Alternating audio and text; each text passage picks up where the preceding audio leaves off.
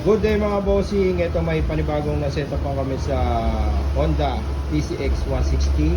Ito yung setup natin na X1 GT na 70 watts. Tapos nilagyan natin siya ng underglow na steady white. Tapos PIA horn, butas passing.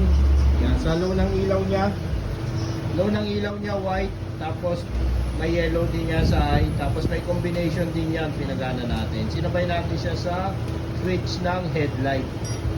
Yan. Tapos sa busina naman niya, yung PIA horn pwede balik sa stock. Bali ginawa natin dyan dual setup. Ibig sabihin ng dual setup, pwede mo siya ibalik sa stock. Tapos may underglow.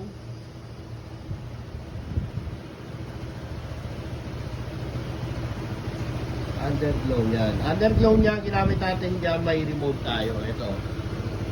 Ito, para switchless na siya dyan sa may motor. Ito na yung ginamit natin. Tapos may mode din siya.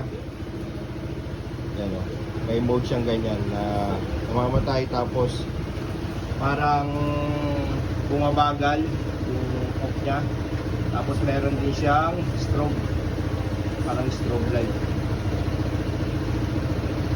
Maraming mode yan eh. Tapos meron din siya speed. Gusto nyo mabilis. Ayan. Steady white lang yung nilagay natin dyan para yan ang kasi yung twist ni boss yan. Meron siya dyan sa ibabaw. Yan sa ilalim.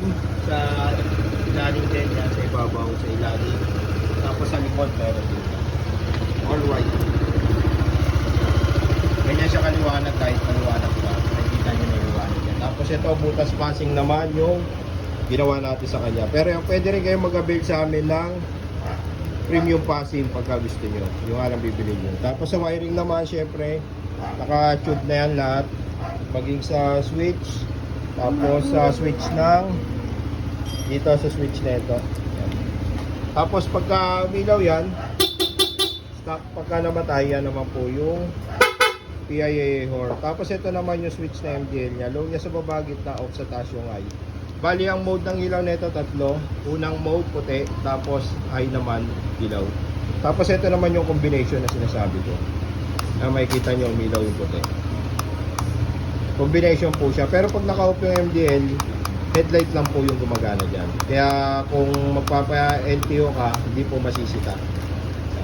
Sa LTO naman, legal naman po yung MDL. Basta malalim sa sa ilalim ng headlight at sa ibabaw. Yung ilaw naman para malagay natin siya dyan, ginamitan natin siya ng stainless bracket. Wala po yan side sa fender.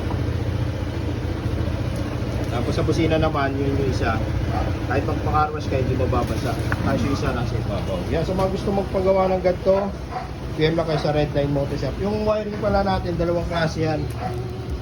Ito, yung may balot. Ayun siya sabi ko. Tapos ginamit natin dyan, Japan wiring, nakailang. Tapos nakabalot ng tube. Tapos ito naka-shrinkable. Tapos yung gamit nating relay Japan po yan, na seal type. Yan, di po tayo gumagamit nung China na malaki. Tapos ito naman yung red version niya. Yan, sa red version naman, pag gusto nyo, magre-request lang kayo. Ano ba gusto nyo sabihin nyo na red version yung gusto nyo wiring na makikita nyo.